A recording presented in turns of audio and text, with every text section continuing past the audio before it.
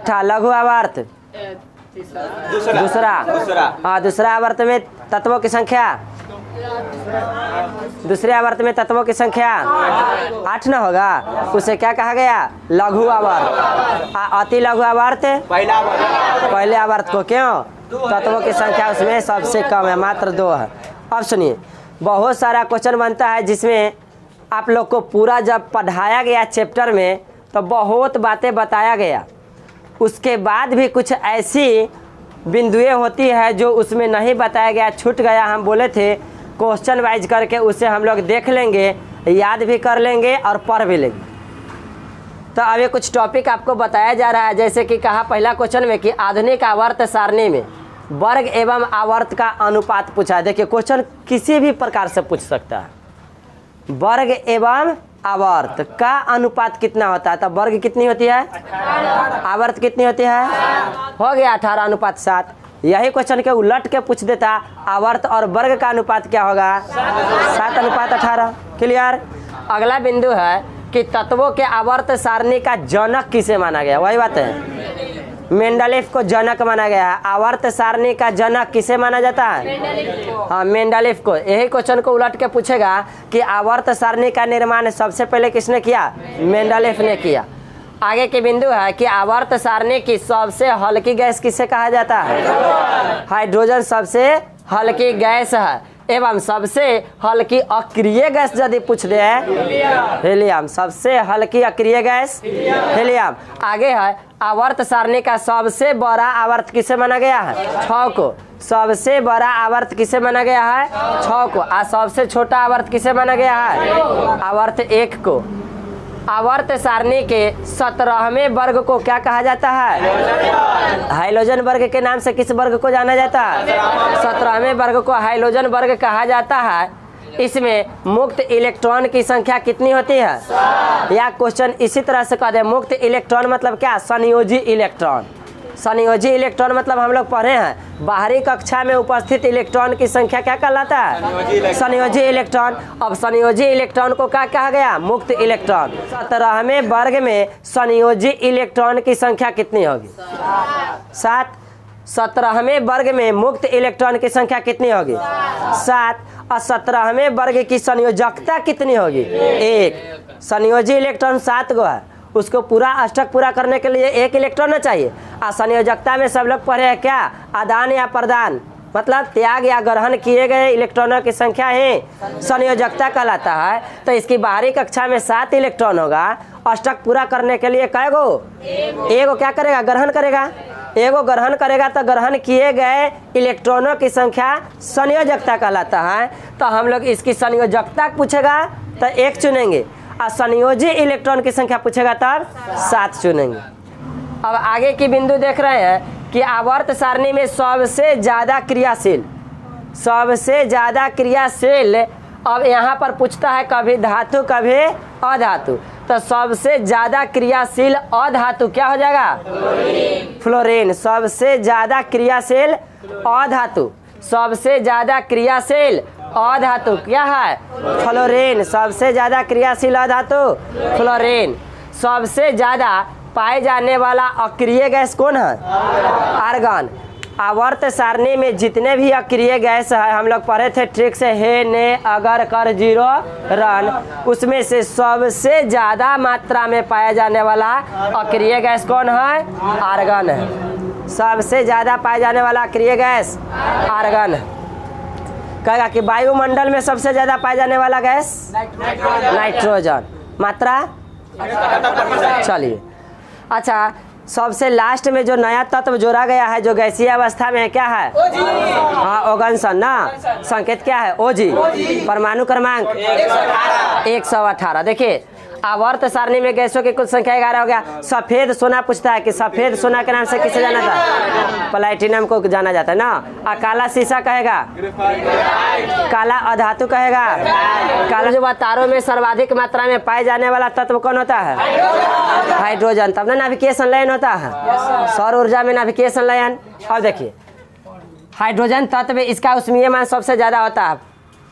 कौन से तत्व का उष्मीय मान सबसे ज्यादा होता है? स्वाभाविक बात है, जो सूर्य के उष्मा में जो भागीदारी लेता है, नाभिकेशन लेना अभिक्रिया में जो भाग लेता है, उसका ऊष्मीय मान सबसे ज्यादा होगा। सबसे चमकदार धातु किसे कहा जाता है? प्लैटिनम को सबसे चमकदार धातु। भारत में पाए जाने वाले रेडियो एक्टिव तत्व कौन है? थोरियम है। भारत में पाए जाने वाला रेडियो एक्टिव तत्व थोरियम है। थोरियम का यहाँ पर लिख दिया परमाणु क्रमांक 90। संकेत क्या होगा? TH। अच्छा, एक क्वेश्चन और थोरियम से बनता है। थोरियम का एक अयस्क है मोनाजाइट। कहता है कि मोनाजाइट किसका अयस्क है? थोरियम का अयस्क है। मानव शरीर में सबसे अधिक मात्रा में पाए जाने वाला तत्व कौन है? तत्व कहेगा कि मानव के शरीर में पाए जाने वाला सबसे अधिक मात्रा में तत्व ऑक्सीजन। खनिज पूछेगा कि मानव शरीर में सबसे अधिक मात्रा में पाए जाने वाला खनिज कौन है? तब कैल्शियम। तत्व कहेगा तब ऑक्सीजन। खनिज कहेगा तब ऑक्सीजन का परमाणु क्रमांक ऑक्सीजन 8। बउआ ध्यान दो। पृथ्वी पर सर्वाधिक मात्रा में पाए जाने वाला तत्व धातु कहेगा तब कहेगा कि वायुमंडल में सबसे अधिक मात्रा में पाए जाने वाला है नाइट्रोजन। सर्वाधिक आयनन विभव वाला तत्व कौन है? सबसे ज्यादा आयनन विभव वाला तत्व हीलियम। आवर्त सारणी में कितने धातु है? अधातु 20, उपधातु 7, धातु 91, अधातु 20 और उपधातु 7। तीनों को जोड़ेंगे 118 तत्व। सबसे भारी अक्रिय गैस पूछ देता है रेडॉन। रेडॉन की यही नहीं पूछता है, रेडॉन की परमाणु क्रमांक पूछता है। रेडॉन का परमाणु क्रमांक 86। सभी आवर्त का पहला तत्व हम लोग कल देखे थे, जब फिगर बना करके देखे थे, चार्ट बना करके सारणी बनाए थे, उसमें देखे थे कि सबसे पहला जो वर्ग आया था क्षारीय धातु का था और सबसे अंतिम वाला जो वर्ग था वह अक्रिय गैस था। तब पूछा जाता है कि आवर्त सारणी में प्रत्येक आवर्त जितना आवर्त गया सभी आवर्त का पहला तत्व क्या होता है? एक क्षार धातु होता है। प्रत्येक आवर्त का सभी आवर्त का पहला तत्व क्षार धातु होता है और सभी आवर्त का आखिरी जो सबसे अंतिम वाला जो होता है वह तत्व क्या होता है? एक अक्रिय गैस होता है। मेंडलीफ के आवर्त सारणी, ये क्वेश्चन खूब पूछा है। मेंडलीफ के आवर्त सारणी कहा है कि किसका आवर्त सारणी वर्ष 2019 में 150 वर्ष का हो गया? मेंडलीफ का आवर्त सारणी वर्ष 2019 में 150 वर्ष का हो गया। मतलब अभी से 150 वर्ष पीछे यह सारणी को मेंडलीफ ने बनाया था। सबसे अधिक क्रियाशील वाला धातु पूछेगा तो सबसे अधिक क्रियाशील वाला जो धातु है वह प्रथम वर्ग में है। प्रथम वर्ग में सबसे अधिक क्रियाशील वाला धातु है कौन?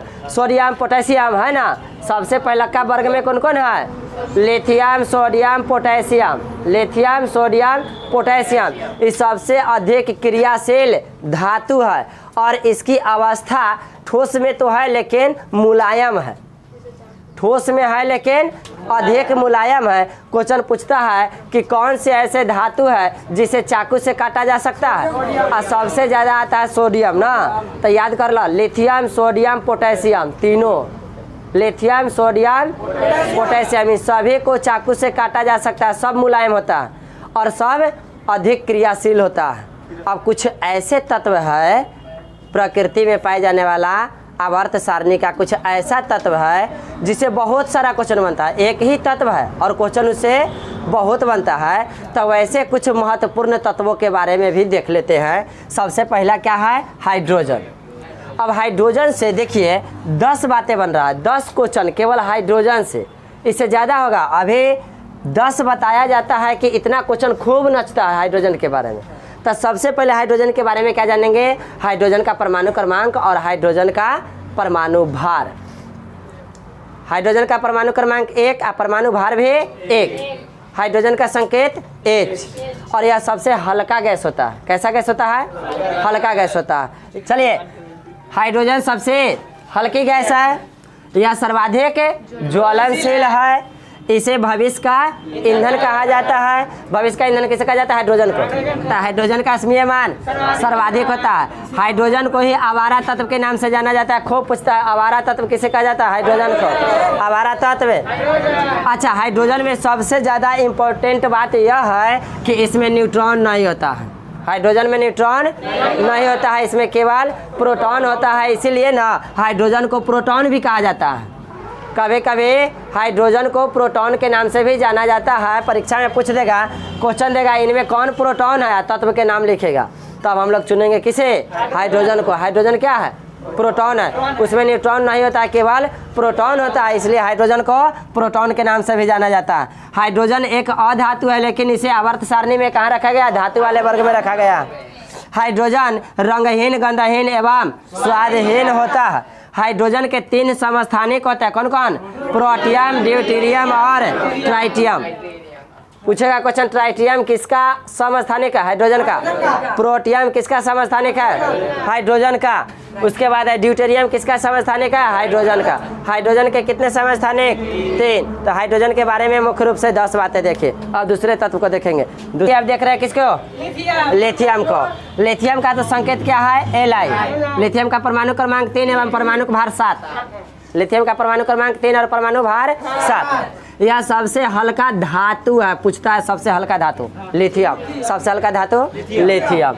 यह सबसे कम घनत्व वाला ठोस पदार्थ है। इसका घनत्व बहुत ही कम होता है। कम घनत्व के कारण ही यह मुलायम होता है। मुलायम होने के कारण इसे चाकू से काटा जा सकता है। हाँ, अभिक्रिया करने में सबसे ज़्यादा है। अभिक्रियाशील बहुत है यह, इसीलिए जैसे सोडियम अभिक्रियाशील है, लिथियम अभिक्रियाशील है, पोटेशियम अभिक्रियाशील है, तो यह अभिक्रियाशील है, अत्यंत अभिक्रियाशील है। इसीलिए लिथियम को क्या किया जाता है? सोडियम की तरह किरासन तेल में रखा जाता है। अब बताएं कि इसकी प्रकृति क्या होती है? मुलायम होती है, इसीलिए इसे चाकू से काटा जा सकता है। बहुत आगे बढ़ो, धक धक। हम लोग तत्व देख रहे हैं किसके बारे में? सोडियम के बारे में। सोडियम से भी बहुत क्वेश्चन पूछता है। सोडियम से सबसे ज़्यादा पूछता है सोडियम का परमाणु भार कितना होता है? 23। परमाणु क्रमांक 11। सोडियम का संकेत Na। अब देखिए, सोडियम का संकेत Na, परमाणु क्रमांक 11 और परमाणु भार 23 होता है। यह अधिक अभिक्रियाशील है। अभिक्रियाशील वाला वर्ग में है, तो जितने इसे के वर्ग में जो भी तत्व है सबके सब अधिक अभिक्रियाशील है। उसके बाद है यह पानी या अम्ल से अभिक्रिया करके हाइड्रोजन मुक्त करता है। सोडियम क्या करता है? पानी या अम्ल से अभिक्रिया करता है तो हाइड्रोजन मुक्त करना। मुक्त करना मतलब हाइड्रोजन छोड़ना कि ग्रहण करना? हाइड्रोजन छोड़ना। मुक्त करना मतलब छोड़ना। तो सोडियम पानी या अम्ल से अभिक्रिया करता है तो क्या मुक्त करता है? हाइड्रोजन। सोडियम मुलायम होता है। सोडियम मुलायम होता है, इसीलिए इसे चाकू से काटा जा सकता है। और सोडियम के जो यौगिक बना हुआ है सोडियम क्लोराइड, जिसे हम लोग साधारण नमक कहते हैं, यह समुद्री जल से प्राप्त होता है। साधारण नमक किससे प्राप्त होता है? समुद्री जल से। सोडियम के यौगिक सोडियम क्लोराइड। सोडियम के यौगिक सोडियम क्लोराइड किससे प्राप्त होता है? समुद्री जल से। चलिए अगला तत्व इम्पोर्टेंट कौन है? पोटेशियम। पोटेशियम का संकेत होता है के, परमाणु क्रमांक होता है 19 और परमाणु भार होता है 40। पोटेशियम का परमाणु भार 40, संकेत के, परमाणु क्रमांक 19। अब देखिए, यह बारूद का एक अवयव है। कौन? पोटेशियम। किसका अवयव है? बारूद का। पोटेशियम किसका अवयव है? बारूद का। बारूद का एक अवयव है। इसे हथेली पर रखने से यह गल जाता है। पोटेशियम हथेली पर रखने से गल जाता है। आगे देखिए, इसके 2 स्थिर समस्थानिक है, एक अस्थिर समस्थानिक है। स्थिर समस्थानिक का परमाणु क्रमांक तो वही होगा, पोटेशियम है तो 19, लेकिन परमाणु भार कितना है? 39 और 19 से 41। स्थिर जो है, स्थिर समस्थानिक है, उसका परमाणु भार 39 और 41 है। परमाणु क्रमांक तो 19 ही रहेगा, लेकिन परमाणु भार 39 और 41 है। और एक अस्थिर है, अस्थिर समस्थानिक है, उसका परमाणु भार क्या होता है? 40 के 19 40। ऊपर वाला परमाणु भार, नीचे वाला परमाणु क्रमांक। अब देखिए, यह सर्वाधिक क्रियाशील है। क्रियाशील होने के कारण, क्रियाशील क्या कारण है कि क्रियाशील है? हाँ, प्रथम वर्ग में है। ठीक, प्रथम वर्ग के जितने भी तत्व है सबके सब क्रियाशील। नाइट्रोजन के बारे में देखें। नाइट्रोजन से 2-3 बात पूछता है, ज़्यादा नहीं। वायुमंडल में सबसे अधिक मात्रा में पाया जाने वाला गैस नाइट्रोजन।